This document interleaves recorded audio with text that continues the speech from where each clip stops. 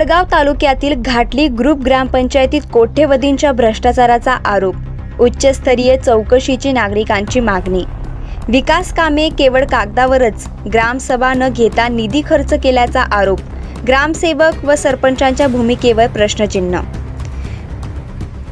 धडगाव तालुक्यातील घाटली ग्रुप ग्रामपंचायतीमध्ये विविध विकास योजनांच्या नावाखाली कोट्यवधी रुपयांचा भ्रष्टाचार झाल्याचा गंभीर आरोप स्थानिक नागरिकांनी केलाय। अनेक कामे प्रत्यक्षात न करता केवळ कागदोपत्री पूर्ण दाखवून शासनाचा निधी अपहारी करण्यात आल्याचा आरोप नागरिकांकडून करण्यात येतोय।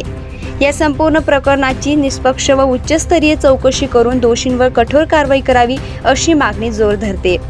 नागरिकांच्या म्हणण्यानुसार ग्रामपंचायतीतील अनेक योजना व विकास कामे प्रत्यक्षात दिसून येत नसताना त्यांची बिले काढण्यात आली होती। तसेच काही सदस्यांना विश्वासात न घेता आणि नियमित ग्रामसभा न घेता महत्त्वाचे निर्णय घेण्यात आल्याचा आरोप करण्यात आलाय। स्थानिक ग्रामस्थांचे म्हणणे आहे की शासनाकडून प्राप्त झालेला निधी विकास कामांवर खर्च न करता काही संबंधितांनी संगनमत करून हडप केल्याची शक्यता असून याबाबत सखोल चौकशी होणे आवश्यक आहे। त्यामुळे जिल्हा प्रशासन, पंचायत समिती आणि संबंधित वरिष्ठ अधिकाऱ्यांनी या प्रकरणाकडे गांभीर्याने लक्ष देऊन सर्व कामांचे सामाजिक व आर्थिक लेखापरणी करावे अशी मागणी नागरिकांनी केली आहे। झुंजार क्रांती न्यूजसाठी नरेश शिंदे, घाटली।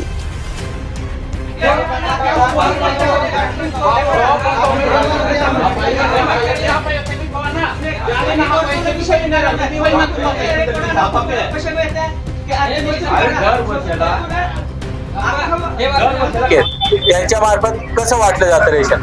घाटले गावात जो रेशन दुकानदार आहे तो सरपंचच घरात आहे आणि तो एक दोन महिने रेशन गायबच करून देत नाही। आणि साखर तर आम्हाला जेव्हापासून रेशन दुकान चालू केलं तेव्हापासून साखरच भेटली नाही। कुठे गेले साखर? ते आता मुंगे खाऊन घेतली असेल, ते सरपंचांनी खाऊन घेतली असेल, रेशन दुकानांनी रेशन दुकानदार खाऊन घेतली असेल असं तुम्हाला वाटतो? जरी मिळते का ऑनलाईन? पावती पण तोच ठेवून घेतो, लाभार्थ्यांना पावती पण देत नाही। तर तुमचे अंगठे जेव्हा घेतो तेव्हा काय सांगून घेतो? मागचं आणि आता पुढचं द्यायचे आणि मागचं बाकी आहे ते पावती काढायचे, ते करून तो पावती काढून घेतो आणि लोकांना फसवून देतो। तर महसूल विभागाला तुमची काय मागणी आहे? महसूल विभागाला आम्हाला यांच्यावर फौजदारी गुन्हा दाखल व्हायलाच पाहिजे, चौकशी करून। मी एक माझे सदस्य आहे, मी आगरीपाड्याचा आहे आणि एक ग्रामस्थ आहे। मी हातपंप काढला जसं त्यांच्या जे सरपंच आणि ग्रामसेवक आम्ही ग्रामपंचायत मध्ये विचारणा केली होती, तिथं जे विचारलं आम्ही तेव्हा आम्ही ते 200 हँडपंप केले हँडपंप केले। तर तिथं जर प्रत्यक्षात जर बघायला गेलं जिथे हँडपंप आहे, जिथं बोर आहे तिथं हँडपंप बी केला आहे आणि जिथं खरोखरच गरज आहे त्या ठिकाणी त्यांनी हँडपंप न करता जिथं ऑलरेडी त्यांचं बोर आहे बोरच्या आजूबाजूला त्यांनी हँडपंप काढलं, हे चुकीचं आहे। तसं न करायला पाहिजे होतं। ते त्यांचं जे ठराविक ठिकाणी त्यांनी काढलं, बाकीचं मग कागदपत्राला दिसून राहिलं।